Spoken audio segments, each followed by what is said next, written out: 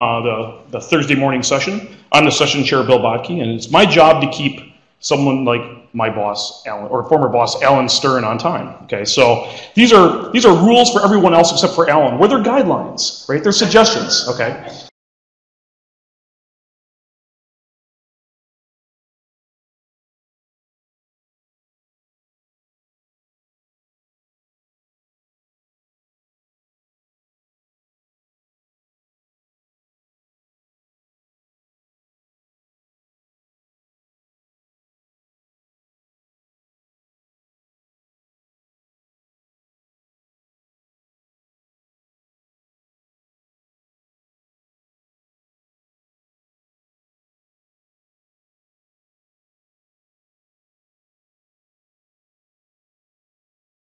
So the rules are that even though you've discovered a new moon of Pluto, you can't go over time. Okay. Even though you probably have the most interesting things to say, you can't go over time. Am I sucking up enough? Okay. So, all right. So the first talk is going to be from Alan Stern. It's going to be the lunar atmosphere, recent observations, and prospects for future missions. And I'll be giving warnings in about 5 minutes. With about 5 minutes left.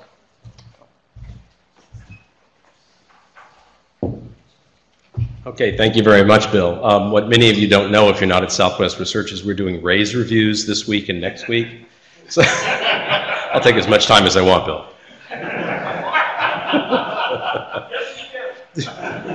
So yesterday was Pluto Day. Today is Lunar Day. And I'm going to talk to you about the lunar atmosphere. And usually when I give a talk to the lunar community about the lunar atmosphere, with rare exception, with the exception of people either on my team or named Rosemary Killen, they go, what lunar atmosphere?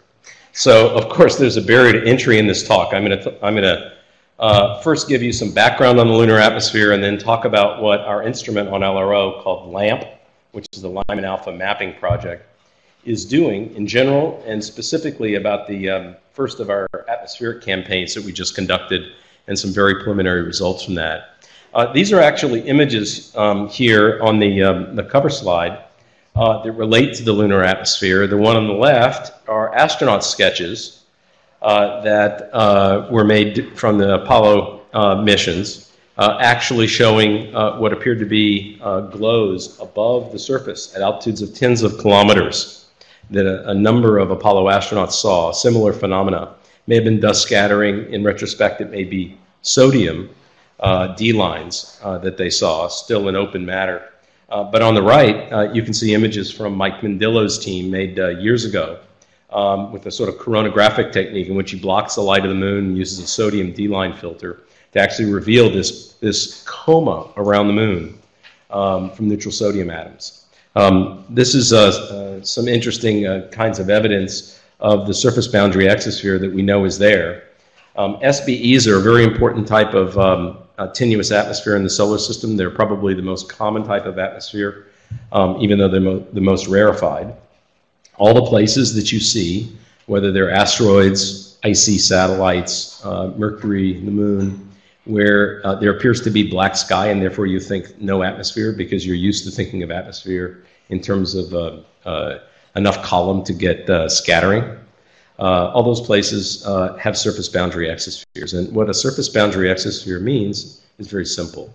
That the exosphere, that is the region of space in which an atom or molecule traveling upward with sufficient energy to escape the potential well, has a clear path to escape. That is, they won't run into another atom or molecule and have their path reversed on a statistical basis. So in the case of the surface boundary exosphere, it simply means that the entire atmosphere is an exosphere from the surface up. In the case of the lunar atmosphere, species including argon and helium, polonium, sodium, potassium have now long been known. Some from the Apollo era and some from work in the beginning of the 1980s. The total mass of the lunar atmosphere is about the mass of the terrestrial atmosphere in this room, just a couple times bigger. It's about 100 tons. And we suspect that there are many, many more species. There have been various kinds of evidence for that. But because the sources of the lunar atmosphere are literally those things that are on the surface that either get sputtered or vaporized or otherwise injected. You just look across the elemental abundances of the lunar regolith And those will reflect themselves, not stoichiometrically, but in some, across some transformation into the composition of the lunar atmosphere. Now, we're flying an ultraviolet spectrometer called LAMP around the moon on a daily basis on LRO. It is the first UV spectrometer to fly since the Apollo 17 Simbe experiment with a Johns Hopkins spectrometer that flew in 1972. And obviously technology has come a long way. So even though we're flying a shoebox-sized instrument, and Apollo 17 flew an instrument that was very, very large, we actually have a more sensitive device. Although we were launched to actually do surface studies, which I'll describe, we have a capability to do atmospheric work as well. And now that LRO is an extended mission, we're getting a chance to do that for the first time. I like to present this at any talk in which I'm giving background on the lunar atmosphere, because these are Apollo 17 mass spectrometer traces made from the ALSEP station after the crew left. And there was an instrument on board the Apollo 17 ALSEP called LACE, the Lunar Atmosphere Composition Experiment, a mass spec, which operated for 9 lunations and then failed. So fairly short-lived. But during those 9 lunations, this device detected both helium and argon, which varied in time, not just during the lunar day, but also from lunation to lunation. Interestingly enough, if you look at the number densities, they're sort of 10,000 or 30,000 per cc, and you actually see rise and fall structures during the lunar day and lunar night, as you might expect. The interesting thing in this plot, or the most interesting thing from my perspective, is that the rise begins before the sun comes up. What's happening is that the argon has been random walking over to the lunar night side, and because it's so cold on the surface, it traps out. It adsorbs onto the surface. And then as the sun comes up, you expect it to emerge back into the atmosphere. So why does it come up before the sun? It's because just to the east, the sun has already risen, and a gentle wind of argon is blowing across the terminator. Helium behaves a little bit differently because it doesn't condense. It would have to get to be about 5 Kelvin for the helium to condense. The moon doesn't get that cold on the surface even in the lunar night. So it never really drops to those very, very low numbers that the argon does. But this is direct in situ detection of noble gases in the lunar atmosphere. I already showed you some of the sodium data, and could show you similar images of potassium. Now, the relevance of this as lunar scientists is in part that we want to understand this SBE where we know the most about the object, so that we can extend our knowledge to bodies where there are also surface boundary exospheres, but we know much less. Mercury, perhaps Vestas, certainly icy satellites. And if we get to the era that we all hope for with much more extensive lunar exploration, particularly much more extensive rocket traffic, because there could be an outpost, for example, or a series of outposts on the moon later in this century, then we know that this atmosphere will change in character, that the native lunar atmosphere can be very easily swamped and polluted by rocket traffic. Now, that's not a horrible thing, but it does make it a perishable resource for scientific study. When your atmosphere only weighs 100 tons, and a typical landing puts out many tons of effluent, and then a base on the surface releases more material, you can see that it's very easy to make a substantial change with even just a small amount of rocket traffic. Some years ago, I served on an NRC panel that produced a nice report about the future of lunar science in 2007, and included in those were atmospheric science recommendations to determine the composition of the native lunar atmosphere, determine the current rate of volatile transport to the poles, determine the variability of the indigenous and exogenous sources, and to understand loss rates, and loss rates as a function of the different processes, whether they are a direct escape or processes like photoionization, for example. Also to make surveys of atmospheric line brightnesses to better understand how to do astronomy and what the foreground sources of contamination that astronomers might suffer if there were astronomical observatories on the moon. And to do active experiments, which is a whole fascinating area where you'd actually make releases into the lunar atmosphere and trace the propagation of the gases so that you understand, for example, how water transports to the poles. Lots and lots of objectives. Many of them can be accomplished by orbiters, some by landers, some require networks. So we're happy with any kind of mission we want to fly. We wanted to fly an atmospheric composition spectrometer on LRO, but when LRO was, the AO was put together back in 2004, it was clear that the mission was really about precursor work for the Constellation program. And as a result, we revectored the investigation we wanted to do to include atmospheric science, but to concentrate on surface studies using this ultraviolet spectrometer. This is a device that comes with a lot of heritage. We have a sister instrument that's flying on the Rosetta mission. It's en route to a comet rendezvous in 2014, the first comet orbiter. This is an ESA mission, which was launched in 2004. And then in 2006, we launched yet another one of these ALICE UV spectrometers on New Horizons, which is now about 2/3 the way to Pluto. And we have yet another cousin of this instrument that will be launching on Juno in just a couple of weeks' time. So there's a long line of heritage. Again, the instruments are pretty small. LAMP is about this big and weighs just a handful of kilograms, has an onboard microprocessor, fair amount of internal redundancy, and a microchannel plate detector that lets us stare at all wavelengths simultaneously, which is a huge improvement over the old technology that was used in Apollo 17 of scanning grating monochrometers. I'll skip most of the other details about the instrument and get on to how the investigation works. Our main investigation is actually seeing where there is no light, looking inside the permanently shadowed regions. And although they're permanently shadowed from sunlight, the entire sky is aglow at Lyman alpha. This is the ground state resonance line of hydrogen atoms. And the sun, of course, shines very brightly at Lyman alpha, and that light scatters off of hydrogen atoms in the interplanetary medium. And if you had eyes that were Lyman alpha sensitive, you would see the entire sky is awash with light at this wavelength. And because of that, light at Lyman alpha shines down into the permanently shadowed regions. In fact, it's bright enough in reflection that a small instrument like this can actually see it. And therefore, we point the instrument down to the nadir and we fly it over the moon to raster scan on the night side and use the Lyman alpha to map the permanently shadowed regions.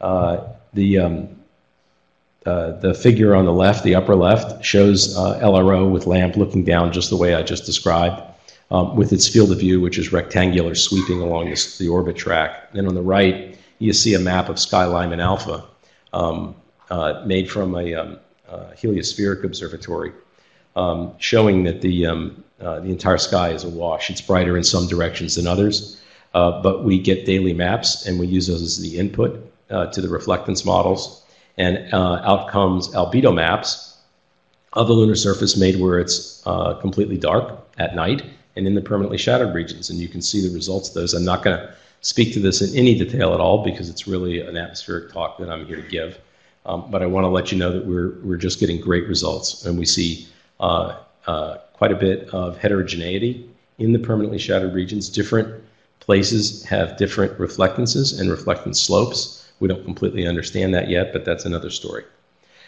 We also have the ability to detect water ice in those permanently shadowed regions because there's a absorption feature of water ice near 1600 angstroms. And in addition to being able to see in Lyman alpha, we can also see reflected starlight. The combined starlight of the Milky Way is bright enough in the ultraviolet for this instrument to see, so that over very crude wavelength bins, we can actually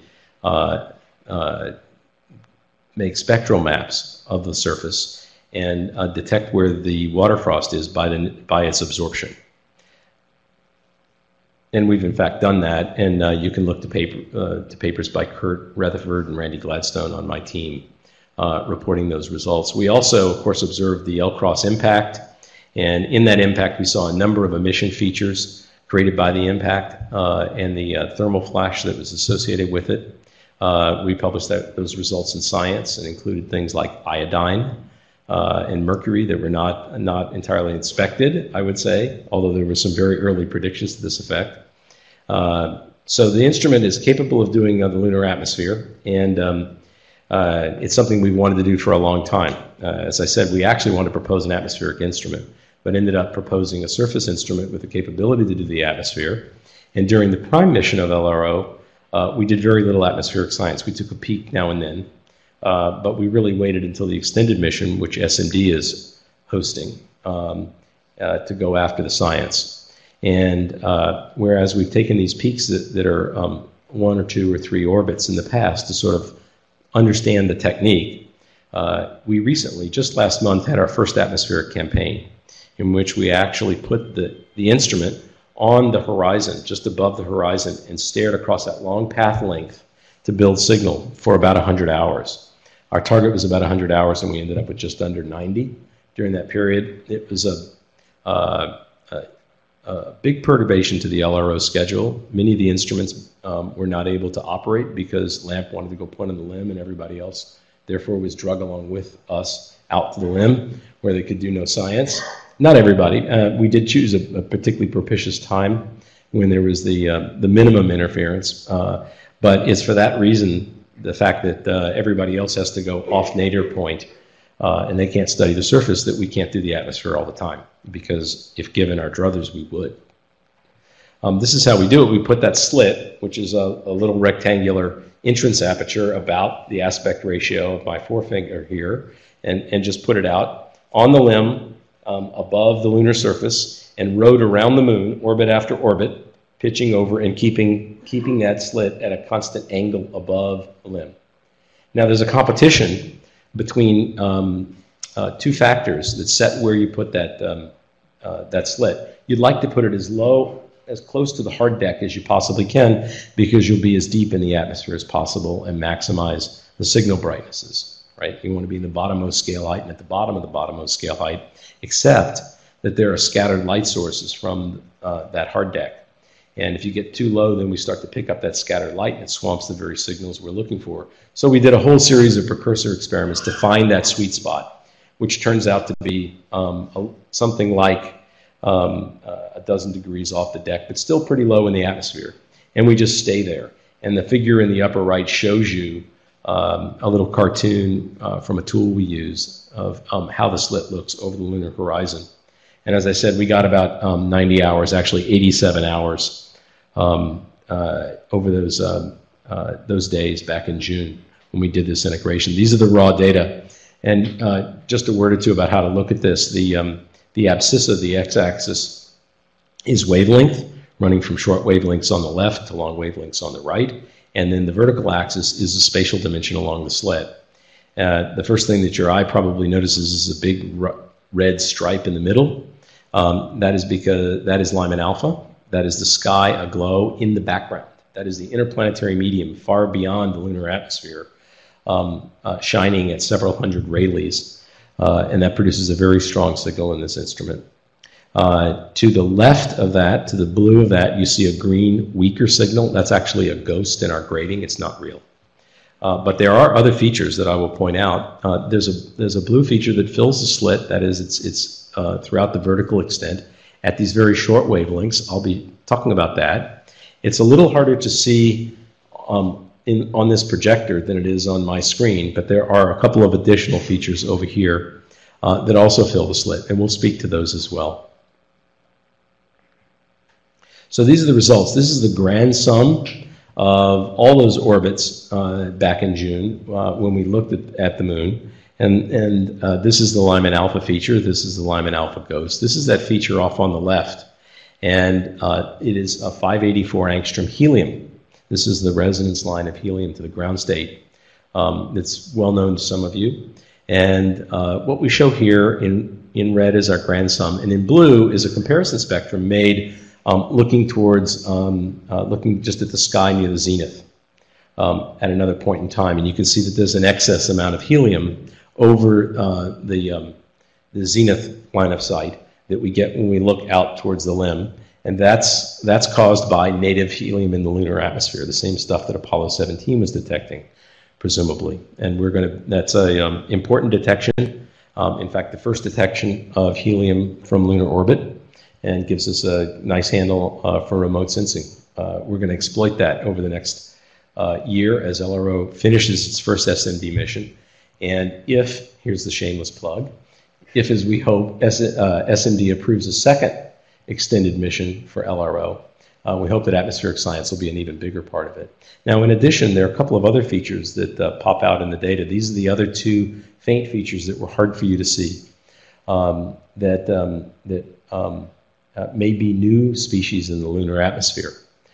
We see these in every spectrum we made during that 100-hour campaign. They do fill the slit like a real atmospheric feature. They don't correspond to anything in our little jigs and jags in our effective area curve, and they don't correspond to any jigs and jags in the surface reflectance spectrum that's the scattered light term either. And that's what this chart actually says. So I'll skip that. I've just said it all. The data set is also very rich for us in setting upper limits on a whole slew of other features that we can constrain in the lunar atmosphere. More than 20 features with important resonance lines that let us set constraints on their abundances in the lunar atmosphere. We were surprised that we didn't see any argon because we knew that Apollo 17 had seen it and seen it very easily with that latest LACE instrument, and we'd actually predicted that we would. It may be that the argon comes and goes and is more variable than Apollo 17 saw. We're going to look again, and we do hope that we see it. There have been attempts and even reports of detections of lunar argon, even from Earth orbit, with various instruments. But we didn't see it at all, and that caught us by surprise. We have a whole range of other upper limits. We have the helium detection, which is firm, and the two mystery features out at the red end of our bandpass that I spoke to, which we're still studying, and we don't want to claim that they're atmospheric detections just yet, and we certainly don't have identifications for those, but they're very promising, and they're just the kind of thing that we wanted to see. So in conclusion, we did this dedicated campaign. We got close to our target of about 100 hours of observing time. The grand sum spectrum has three features. One is the helium that we see in excess over the interplanetary medium. And then the two weaker features at 1734 and 1910 angstroms. They're very faint by conventional standards. They're about 100 millirayleigh, a tenth of a Rayleigh. But that's what this instrument is built to do. And so we're going to come back for more observing time and conduct additional campaigns if the project consents to that, and study these in greater depth and look for additional features and for time variability. And we're going to publish those upper limits and hope that they help the theorists and modelers constrain models of how the lunar atmosphere is produced. So I think with that I'll stop and say thanks and take any questions.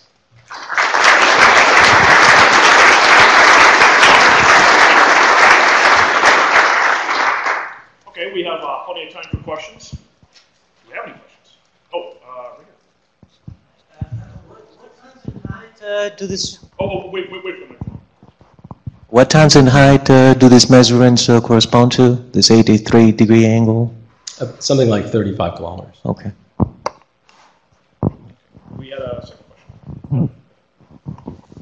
I'm familiar with the geography over the poles. I was wondering what that particular orbit looked over in terms of the PSRs at the poles. Was there any particular big crater that you were looking over? Right. So our orbit on LRO lasts about 2 hours, and if you let my fist represent the moon, the spacecraft was flying around the moon every 2 hours and covering all latitudes. And of course, the moon is slowly rotating during those 4 days. So we went over the poles every 2 hours over the North Pole, and an hour later we'd go over the South Pole. So we covered the polar atmosphere as well as the mid-latitude and equatorial atmosphere, and we sum all that up. So I hope that answers your question, not just stares at particular places over the poles. Other questions? Morgan.